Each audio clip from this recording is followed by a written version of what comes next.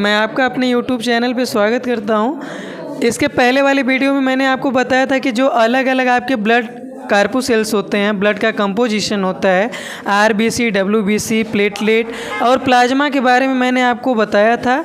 और मैंने बताया था कि किस तरीके से किस कार्पोसेल्स का आरबीसी का लाइफ स्पैन कितना होता है, डब्ल्यूबीसी का लाइफ स्पैन कितना होता है और प्लेटलेट का लाइफ स्पैन कितना होता है और उसका कितना किसका परसेंटेज रहता है, क्या किसका कुछ वर्क के बारे में मैंने कहा था कि इसको अगली वीडियो में हम डिस्कस करेंगे।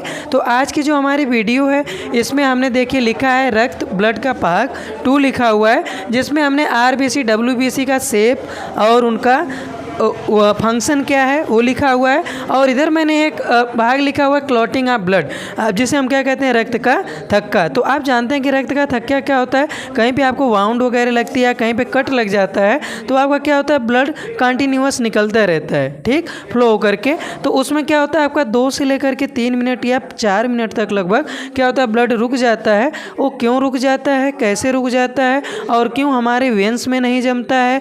अभी जैसे ब्लड तो हमारे जो वेंस हैं उसमें कैपिलरीज में भी जो है कि जम जाना चाहिए, लेकिन क्यों नहीं जमता, उन सारे टॉपिक्स पे आज हम बात करेंगे। और कौन से ब्लड ग्रुप का कौन सा ब्लड क्या वर्क करता है, किसका क्या आकार होता है, उन सारे टॉपिक्स के बारे में आज हम अध्ययन करेंगे। तो आइए वीडियो पे आते हैं। देखिए मैंने लिखा है आरबीसी। मैंने कल आपको बता दिया था कि आरबीसी का जीवन काल कितना होता है, 120 दिन होता है लाइफ स्पैन के बारे में, और इसकी संख्या कितनी होती है ब्लड में, 50 लाख लगभग होती है, ठीक। तो इसमें मैंने आपको बताया था कि जो आरबीसी होता है इसका स्पेसिफिक नेम क्या है, आपका आरबीसी का स्पेसिफिक नेम क्या है, इरिथ्रोसाइट होता है। आरबीसी की संख्या क्या होती है, आरबीसी का शेप क्या होता है, ठीक, इसका लाइफ स्पैन क्या होता है, इसके बारे में मैंने आपसे डिस्कस किया था। आरबीसी को स्पेसिफिक नेम में हम इरिथ्रोसाइट भी कहते हैं, ठीक। और आरबीसी का पूरा नाम क्या होता है, रेड ब्लड कार्पोसेल्स। इसमें मैंने लिखा है इसका शेप क्या होता है, राउंड होता है। मतलब जब आप इसे देखेंगे, यहाँ पे आपको शेप दिख भी रहा होगा वीडियो में, आपको मैंने यहाँ पे शेप को जो है कि शो किया हुआ है। इसका शेप कैसा होता है, राउंड होता है। और एक क्या होता है, इसमें एक आपका ये लिखा गया है कि shape increase with increase in height. जैसे जैसे आप ऊंचाई पे बढ़ते जाते हैं इसका शेप क्या भी होता है, शेप भी क्या होता है, इंक्रीज होता जाता है, ठीक। और इस पे लिखा है आपका लाइसोसोम नहीं पाया जाता। कल मैंने आपको बताया था कि जब लाइसोसोम क्या करता है, सेल में इसका क्या फंक्शन है, जो भी डेड सेल होती हैं उनको डाइजेस्ट करना होता है, लेकिन इसमें लाइसोसोम नहीं होता। तो ये कहाँ पे डाइजेस्ट होता है, स्प्लीन। स्प्लीन क्या होता है, जिसे हम प्लीहा कहते हैं, जो कि किस रीजन में पाया जाता है, स्टमक वाले रीजन में। और इसमें क्या होता है, न्यूक्लियस नहीं होता है, ठीक, न्यूक्लियस इसमें एब्सेंट होता है।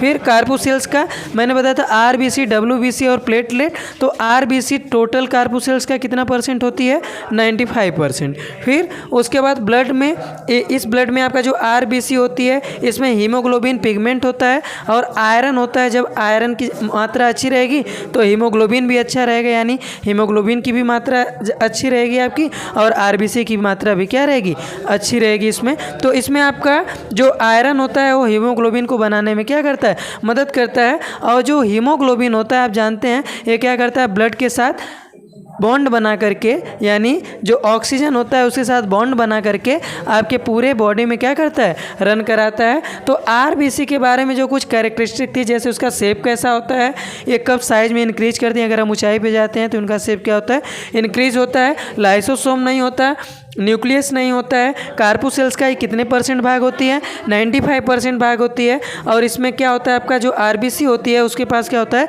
हीमोग्लोबिन होता है, जिसके कारण इसका रंग क्या होता है, लाल होता है। इसलिए इसे हम क्या कहते हैं, रेड ब्लड कार्पोसेल्स या लाल रक्त कणिका।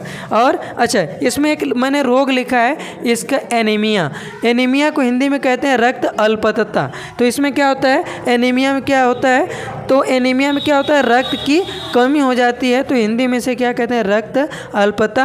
तो इसे क्या कहते हैं, एनीमिया। एनीमिया में क्या होता है, जो आपका हीमोग्लोबिन होता है उसकी मात्रा घट जाती है, जिससे आपके आरबीसी जो होती है उसकी मात्रा कम हो जाती है। तो इसलिए हम क्या कहते हैं, रक्त अल्पता यानी एनीमिया कहते हैं, ठीक। इसके बाद दूसरा है आपका डब्ल्यूबीसी। डब्ल्यूबीसी का पूरा फॉर्म क्या है आपका, वाइट ब्लड कार्पुसेल्स, इसको हम स्पेसिफिक नेम में क्या कहते हैं, ल्यूकोसाइट। अब देखिए इसका भी शेप क्या होता है, ये लिखा है इनडिटर्मिनेट साइज या शेप, इसका क्या होता है, अनिश्चित आकार की होती हैं। जब कभी भी आपको ब्लड का कंपोजिशन आपको पता करना है या कभी आपको माइक्रोस्कोप मिलता है तो आप क्या करेंगे, ब्लड को हल्का सा पतला करके अगर आप उसे माइक्रोस्कोप पे लेकर के देखेंगे तो आपको इनका शेप दिख जाएगा। ठीक, अभी अगली वीडियो में जब मैं आऊँगा तो आपको और भी कुछ ब्लड के बारे में फंक्शंस बताऊँगा, क्लॉटिंग वगैरह के बारे में, तब मैं वहाँ पे आपको बताऊँगा किस तरीके से आप अगर एक स्लाइड ले करके आप ब्लड का पूरा क्या कर सकते हैं, आरबीसी, डब्ल्यूबीसी और प्लेटलेट को क्या कर सकते हैं, आइडेंटिफाई कर सकते हैं, पहचान कर सकते हैं। यहाँ पे शेप क्या होता है, इनडिटर्मिनेट शेप है इसका, न्यूक्लियस इसमें पाया जाता है, प्रोटेक्ट अगेंस्ट डिजीज, ये क्या करता है, हमारी रोगों से रक्षा करता है। इसमें मैंने कुछ टाइप लिखा है, टाइप में लिखा है एंटीबॉडीज़। ठीक, एंटीबॉडीज़, लिम्फोसाइट, मोनोसाइट, न्यूट्रोफिल्स, इयोसिनोफिल्स और बेसोफिल, ये क्या है आपके डब्ल्यूबीसी के कुछ टाइप्स हैं। जिसमें एंटीबॉडीज़ क्या होता है, आप जानते हैं कि एंटीबॉडीज़ कहाँ होता है, आपके प्लाज्मा में होता है। ठीक, तो एंटीबॉडीज़ क्या करता है, एंटीबॉडीज़ आपका किसी भी रोग को क्या करता है, रक्षा करता है, ख़त्म करता है। लेकिन इसके टाइप होते हैं, देखिए एंटीबॉडीज़ है, लिम्फोसाइट है और मोनोसाइट है। और आपके डब्ल्यूबीसी का भी काम क्या है, एंटीबॉडीज़ का काम करता है, क्योंकि ये भी किसी फॉरेन पार्टिकल से क्या करता है, हमारी रक्षा करता है। तो जो एंटीबॉडीज़ होती है, जैसे मान लीजिए आपके शरीर के अंदर कोई भी जो फॉरेन पार्टिकल है, वायरस है, बैक्टीरिया है, फंगी है, जैसे कोरोना के केस में आपने देखा था, कोरोना आपकी बॉडी में जा रहा था तो उससे हमारी एंटीबॉडीज़ क्या कर रही थी, फाइट कर रही थी, लड़के उसको क्या कर रही थी, ख़त्म कर दे रही थी। ठीक, तो इसमें क्या होता है, जो एंटीबॉडीज़ होती है, जैसे ही कोई फॉरेन पार्टिकल्स हमारी बॉडी में इंटर करता है तो ये क्या करती हैं, उन्हें आइडेंटिफाई कर लेती हैं और वो तुरंत सिग्नल देती हैं लिम्फोसाइट को, यानी लिम्फोसाइट को इससे अवेयर कराती हैं। लिम्फोसाइट क्या होता है, एक्टिव हो जाता है। लिम्फोसाइट का जो आकार होता है वो टी की तरह होता है, कैपिटल टी की तरह, इसलिए इसे हम क्या कहते हैं, टी सेल भी कहते हैं। ये एंटीबॉडीज़ क्या करेगी, उसे पहचान करने का काम करेगी, फिर इसे अवेयर कराएगी। लिम्फोसाइट क्या करेगी, उसे ख़त्म करने का काम करेगी और मोनोसाइट क्या करेगी, उसे डाइजेस्ट करने का काम करेगी। जो भी हमारे बॉडी में फॉरेन पार्टिकल्स आता है, अगर वो डेड हो जाएगा तो उसको हमें डाइजेस्ट भी तो करना है। तो ये जो आपके टाइप्स होते हैं आपके डब्ल्यूबीसी के, या डब्ल्यूबीसी जिसे वाइट ब्लड सेल्स कहते हैं, ये क्या करती है, हमारा किसी भी रोग से क्या करती है, रक्षा करती है। जिसमें मैंने बताया कि एंटीबॉडीज़ होते हैं, एंटीबॉडीज़ क्या काम करते हैं, एंटीबॉडीज़ उस फॉरेन पार्टिकल्स को पहचानेंगे, फिर इसे पहचानने के बाद इसको अवेयर कराएंगे लिम्फोसाइट को। लिम्फोसाइट क्या करती है, उसे किल कर देती है और मोनोसाइट क्या करती है, उसका भक्षण कर लेती है, उसे डाइजेस्ट कर लेती है। अवेयर कराने का काम किसका है, एंटीबॉडीज़ का। ठीक, ये हमारा हो गया। इसके बाद हमारा तीसरा जो होता है प्लेटलेट। प्लेटलेट में भी मैंने देखिए शेप लिखा हुआ है, इसका शेप कैसा होता है, कॉन्वेक्स होता है। कॉन्वेक्स शेप को हम क्या कहते हैं, उत्तल कहते हैं। और उत्तल का शेप आप जानते हैं किस तरीके से आपका होता है। ठीक, इस तरीके से उत्तल और अवतल आपने पढ़ा होगा, इस तरीके से होता है। इसमें भी न्यूक्लियस क्या होता है, एब्सेंट होता है। ये क्या प्रोवाइड करती है, प्रोवाइड स्ट्रेंथ, ये भी क्या करती है, हमें शक्ति प्रदान करती है। आप जानते हैं कि कभी कभार आपके डेंगू वगैरह हो जाता है या कई ऐसी डिजीज़ हैं जिसमें क्या होता है, प्लेटलेट की संख्या घटने लगती है, तो आपको क्या फील होता है, वीकनेस फील होने लगता है। तब आप अलग अलग तरीके के, कभी आप बकरी का दूध लाते हैं, कुछ फ्रूट लाते हैं, या आपके बाबा इनका सुना होगा जिनमें गिलोय जूस आता है करके, तो अगर आपको डेंगू वगैरह होता है तो उसमें प्लेटलेट को बढ़ाने के लिए, क्योंकि प्लेटलेट हमको क्या प्रोवाइड करता है, स्ट्रेंथ प्रोवाइड करता है, शक्ति प्रदान करता है। जैसे आप लोगों ने कुछ लोगों को देखा होगा, थोड़ा सा काम करते हैं और थक जाते हैं, थोड़ा ही काम करेंगे थकने लगते हैं, मतलब उनको अगर 1 घंटा ढंग से काम करा के देंगे तो फिर एक दिन वो पूरा सोएंगे। तो जिनके अंदर प्लेटलेट जितना कम होता है वो इतने ही अंदर उनको क्या होती है, हरासमेंट फील होती है और वो उतने ही काम को लेजी तरीके से करते हैं, थोड़ा सा काम करेंगे फिर थक जाएंगे। ठीक, और किसी किसी को देखेंगे दिन भर खेत में काम करता ही रहेगा, कहेंगे थक भी नहीं रहा, पता नहीं कैसे। तो इसमें क्या होता है, प्लेटलेट आपका मात्रा में रहती है, बैलेंस मात्रा में रहती है, जिससे उसको थकान कम महसूस होती है। तो ये क्या प्रोवाइड करती है, स्ट्रेंथ प्रोवाइड प्रोवाइड करती है और क्या करती है, हेल्प इन ब्लड क्लॉटिंग। आप जानते हैं कि जो प्लेटलेट होता है हमारे ब्लड में, ब्लड कार्पूसेल्स में, वो क्या करता है, रक्त का थक्का जमाता है, यानी ब्लड को क्या करता है, क्लॉट करता है। अगला जो यहाँ पे टॉपिक मैंने लिखा हुआ है, डिस्क्रिप्शन दिया हुआ है, ये ब्लड क्लॉटिंग के बारे में ही आपको बताऊंगा मैं यहाँ पे।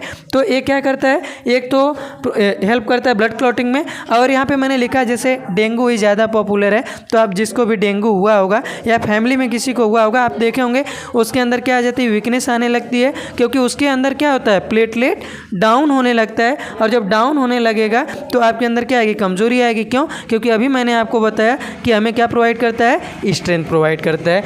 अच्छा, डेंगू में क्या क्या मैंने बताया कि गिलोजी आता है बाबा रामदेव का, उसको पीते हैं, या फिर कुछ फ्रूट्स को लेते हैं, या फिर मैंने लिखा है जो बकरी वगैरह का दूध होता है वो प्लेटलेट को बनाने में क्या करता है, हेल्प करता है। इसलिए हम प्लेटलेट, अगर आपके शरीर में भी प्लेटलेट कम है, अगर आप थोड़ा भी काम करके थक जाते हैं, तो आप इन सब चीज़ों को अगर लेते हैं तो आपके अंदर जो प्लेटलेट की मात्रा है वो बैलेंस हो जाएगी और आपको भी स्ट्रेंथ प्रोवाइड होगी और आप भी किसी काम को अच्छे ढंग से कर पाएंगे। आपने पढ़ाई वगैरह के केस में भी मैंने कल डिस्कस किया था, बताया था कि अगर ब्लड में आपका हीमोग्लोबिन कम होता है तो थोड़ा सा अगर पढ़ने बैठते हैं तो थकान आने लगती है। पढ़ने के केस में नहीं, अगर आपके बॉडी में ओवरऑल अगर ब्लड कम है तो आप कोई भी काम अच्छे ढंग से कर नहीं पाएंगे। मन बहुत करेगा कि करें करें, लेकिन होगा नहीं।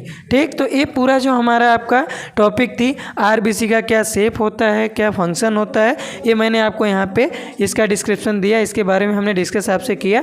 अब जो मैंने यहाँ पे लिखा था कि प्लेटलेट का एक फंक्शन होता है ब्लड क्लॉटिंग का, और ब्लड क्लॉटिंग को क्या कहते हैं, रक्त का थक्का कहते हैं, जिसको मैंने यहाँ पे शो किया हुआ